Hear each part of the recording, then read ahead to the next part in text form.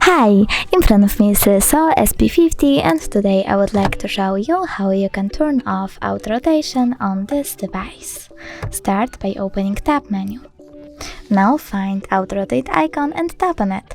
As you can see now it says portrait. That means that auto rotation is off. You can also go into device settings, click on display and tap on the switcher next to auto rotate screen.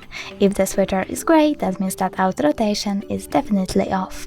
But you can just check it out by going into any app and simply turning your device. Thanks so much for watching. If you enjoyed this video, don't forget to leave a like, comment and subscribe. Bye!